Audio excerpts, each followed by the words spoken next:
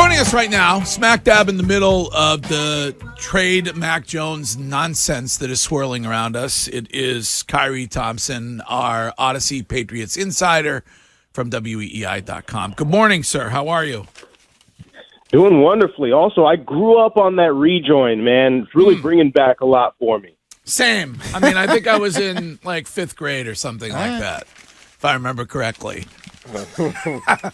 So I was even younger, man. Like we'd be, what was I, like 7 or 8 or something like that? We'd be rolling around in the car, throwing on a B96 in Chicago. My mom was always big on the old school R&B and rap and stuff. So that was my jam right there. Yeah, that's Wiggy's jam. Little Diddy, too. miss you. Wiggy's jam too. So that was before he was Diddy too.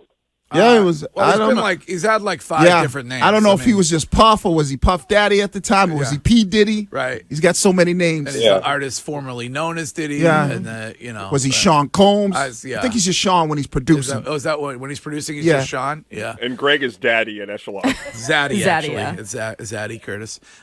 So we started the show off by discussing some of the talk of trading Mac Jones, and I want to talk to you about T. Higgins, obviously, but where do you stand currently on the Mac Jones situation here?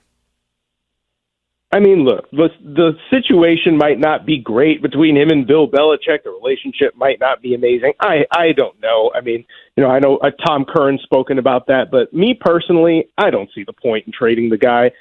First of all, what are you going to get, right? Are we just throwing him out and just be like, yeah, get whatever you can for him? You're not getting a first-round pick for Mac Jones at this point, I wouldn't think, coming off of last year. That said, there are probably some teams that might say, you know what about a second or something, because he's probably still valuable enough, and maybe last year was just, a crap show because of the coaching situation or what have you.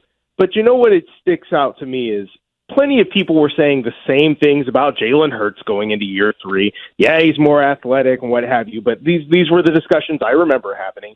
Tua as well. Yeah, we don't want to go with Tua. He's not really anything. And they invested in those guys and got them real players around them to go with competent coaching, and look what happened. I'm not necessarily saying Mac Jones is going to be playing at an MVP level if you give him a receiver, but I just think that this idea that, got to trade the guy, restart the rookie clock and all of that after 2 years and blow the whole thing up is just a little short-sighted to me. What about the notion that internally they look at he and Bailey Zappe as essentially the same kind of player? Again, watch those guys play, and especially in the lead up to the season, and maybe Bailey Zappe was, really dramatically improved, but they're not the same player. Mac Jones was clearly better than Bailey Zappe. Now, I will say this, right, and I've written about this, the idea that they were running some different sets of plays. I mean, they just were, and they were running them out of different formations.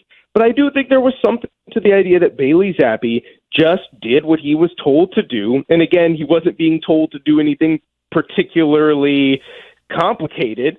And they also happened to be playing a Lions team that at the time was like the worst defense in the league. And same with the Browns. They were very bad at that point. But you know what? Yeah, you can look at it and say, look, Bailey did what he was supposed to do. He executed the offense we wanted him to execute. Mac, we need you to just do that. I do feel like there are some extenuating circumstances there in terms of the trust that had kind of already been lost by that point, plus the fact that Mac Jones was injured. Look, he's got to play better. Ain't no doubt about that. I'm not going to sit up here and give him a pass for everything that he did. I'm just saying we've seen Mac Jones be a solid player with a real offensive coordinator, and then Bill Belichick stripped him of the offensive coordinator.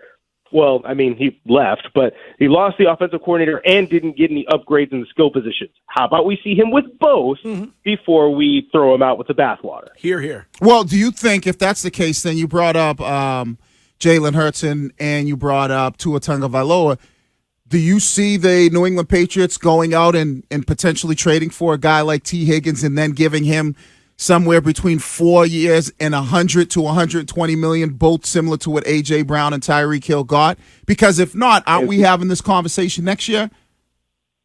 We might be. Now, I would say I would do a trade for T. Higgins, but you asked if the Patriots would do it. That I don't think they're going to do. Now here's the only thing that I would say to that. Most likely we might be having that kind of discussion. Maybe they do something mid, like trade for a Brandon Cooks or something that costs less, like trading for DeAndre Hopkins or bringing in Keenan Allen, something like that. It maybe just elevates the receiver room just a little bit. Or you're talking about, what if they decide at number 14, depending on how the board shakes out, to draft one of those top receivers and say, you know what, we're going to give Mac Jones a guy to grow with, and maybe, who knows, maybe he can even become T. Higgins. You never know.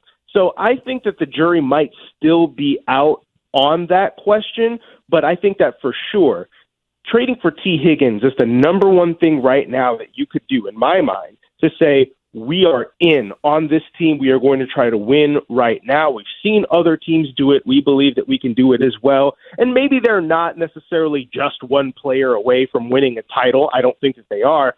But a player like T. Higgins moves the needle more than anybody else they could bring in this offseason, in my opinion.